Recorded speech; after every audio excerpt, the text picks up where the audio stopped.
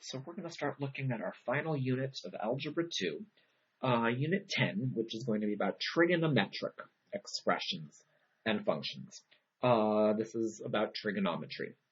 We're going to start with 2 days of a review of the trigonometry that you saw in geometry, and then go a bit further with those things. And if you continue next year and take pre-calc, you'll see a whole lot more of this stuff. In fact, half of the year of pre-calc is based on what we're going to start here, but going much further than what we're going to deal with. So we're going to start on page 3 in the notes about right triangle trig and special right triangles. This entire first section that we're spending today and next time on should be a review of stuff you saw in geometry. First of all, if we're looking at a right triangle over here, I have an angle over here. That letter is a Greek letter theta, T-H-E-T-A, which is typically the variable used when we're talking about an angle. Usually our angles will be labeled theta. Now, I'm going to label the 3 sides of my triangle. Certainly the one across from the right angle, you remember, is called the hypotenuse.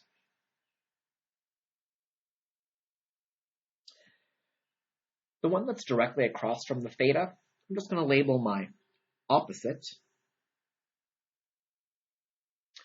And the one that's right next to the theta, that isn't the hypotenuse, I'm going to label my adjacent. I have my opposite, my adjacent, my hypotenuse. Please realize that these labels would be different if I put theta over here, for example. Then this side would be called the opposite, and this side would be the adjacent, although the one across from the right angle, the longest one, is always the hypotenuse. And using these 3 sides, we're going to define 3 trigonometric ratios. These are all about ratios of sides in a triangle. The sine of an angle theta, the cosine of an angle theta, and the tangent of an angle theta. The sine of theta, I'm going to abbreviate as SIN of theta. I saved one letter, I guess it counts as an abbreviation. And the sine is defined as the ratio of the length of the opposite side over the length of the hypotenuse.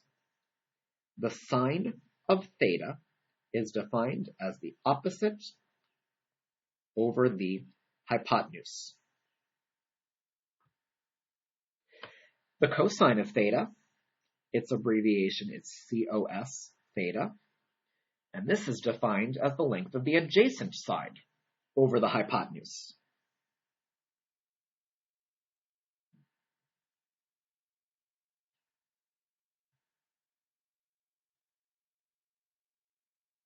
The sine of theta is the opposite over the hypotenuse. The cosine of theta is the adjacent over the hypotenuse. Well, there's one combination of opposite, adjacent, and hypotenuse we haven't yet used. We haven't yet used the opposite and the adjacent together, and that's how we'll define the tangent of theta. The tangent of theta is defined as the opposite over the adjacent. These 3 trig functions, these 3 trig ideas, are ratios of sides in a right triangle. We'll look at some other meanings of this as we move through this unit, but for right now, they're going to be ratios of sides in a triangle. I'd like to take a look at the problem on the bottom of the page. I want to find the sine of angle A. So I've got this triangle over here. Here's A, here's B, here's C. I want to find the sine of angle A, the cosine of angle A, the tangent of angle A, and then similar for angle B. Well, as far as angle A is concerned, 3 is my opposite, 4 is my adjacent, and 5 is my hypotenuse. The sine of A is the opposite, 3, over the hypotenuse. It's going to be the fraction 3/5. Cosine of A is the adjacent over the hypotenuse. That's going to equal 4/5. And the tangent of A is the opposite over the adjacent. That's going to equal 3/4. If we're looking at B, 5's still our hypotenuse, but this time our opposite will be 4, and our adjacent will be 3. See if you can come up with those three.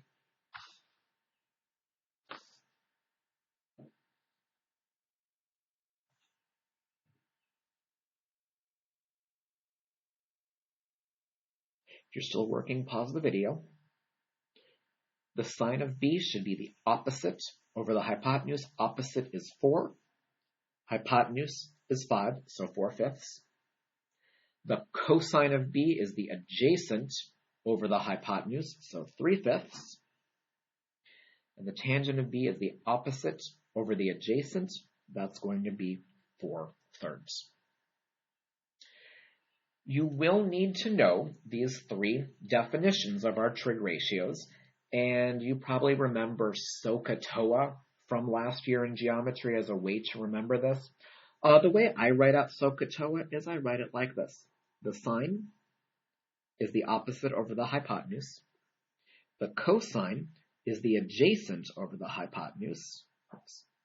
And the tangent is the opposite over the adjacent. SOHCAHTOA.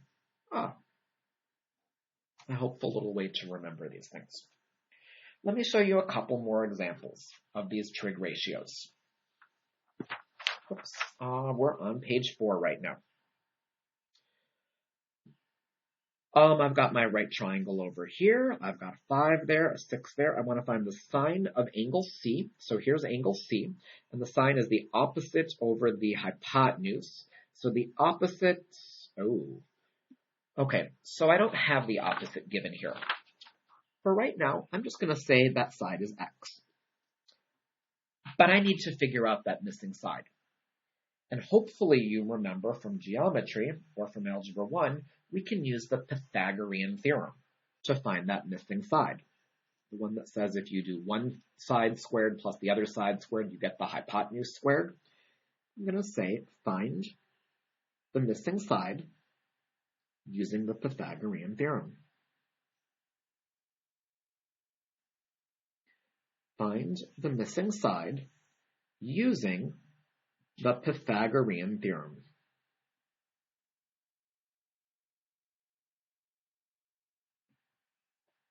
So I'm going to write out the little problem, x squared plus 5 squared equals 6 squared. Yes, I do want to see the work for this stuff. That gives us x squared plus 25 equals 36. Subtract 25 from both sides. I've got x squared equals 11. So x is going to end up equaling, well, plus or minus root 11, but we can't really have a minus length of a side of a triangle, so we're going to forget about that. X is the square root of 11. And I'm going to fill that into my triangle. That side over there, square root of 11. By the way, if the square root was something that we could simplify, like the square root of 8, the square root of 40, or something like that, you would need to go and simplify your roots. We've been doing that all year. That's nothing new. Okay, well now, the sine of angle C is the opposite. I know that's square root of 11. Over the hypotenuse, I know that's 6. Sine of C is root 11 over 6. See if you can do the other two. Cosine of C, and then the tangent of B.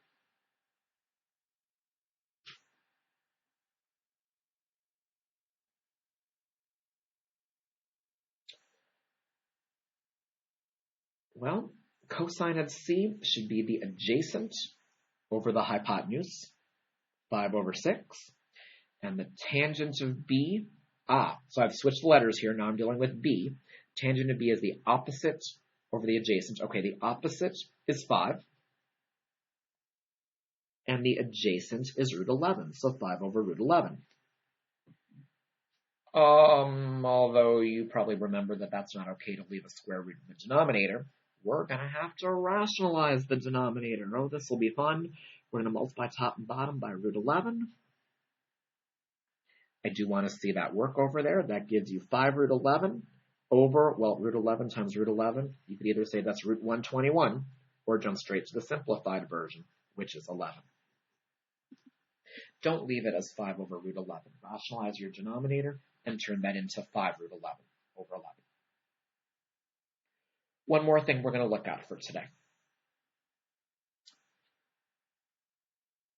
Given the trig ratio, if theta is an acute angle, find the other two trigonometric ratios. So I'm telling you in letter A that the sine of our angle theta is 5/13, and I want you to find the cosine of theta and the tangent of theta. Well, I think I need to start this problem by drawing a right triangle, because I think if I saw a triangle and saw some sides there, I'd have a better chance with this. So I'm going to draw this out. And I'll put my theta over here. And if the sine of theta is 5/13, oh, you know what, let me write up my SOHCAHTOA over here. SOHCAHTOA. The sine is the opposite over the hypotenuse. That means I can actually label two of the sides of this triangle. I can label my opposite as 5 and my hypotenuse as 13. Well, we're going to need to find the missing side. So I'm just going to go and I'm going to call that x. You can use your Pythagorean theorem. So go use the Pythagorean theorem and find that. There actually is a shortcut to finding this one. Maybe you know that. But if not, we're going to go and we're going to write this out. X squared plus 5 squared equals 13 squared. X squared plus 25 equals 169 minus 25 minus 25. X squared equals 144. So x is square root of 144. X is 12. I can label that side as 12. And actually, you might remember from geometry, this is one of those Pythagorean triples. It's a 5, 12, 13 right triangle. Just like the first triangle I showed you on the last page was a 3, 4, 5 right triangle. That's probably the most famous one. But 5, 12, 13 shows up from time to time. And now that we have that, we can go and we can find the cosine of our angle, which is the adjacent 12 over the hypotenuse, that's 13. And we can find the tangent of our angle, which is the, let me think, the opposite over the adjacent, that's 5/12. And I don't have to find the sine because that's the one that I was given. Pause the video and see if you can do letter B.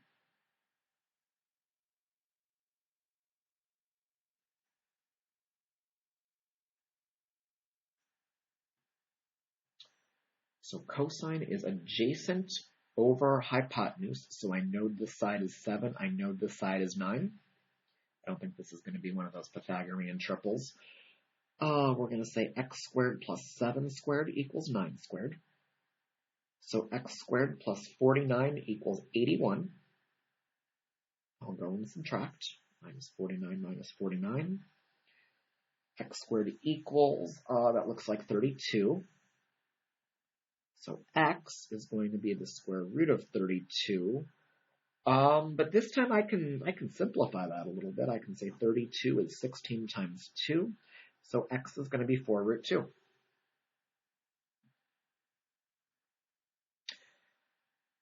I gave you the cosine, so I'm going to go try to find the sine.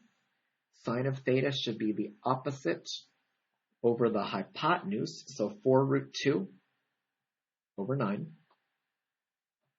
And the tangent of theta is going to be the opposite over the adjacent, so that's 4√2 over 7. And that's where we're going to stop for today.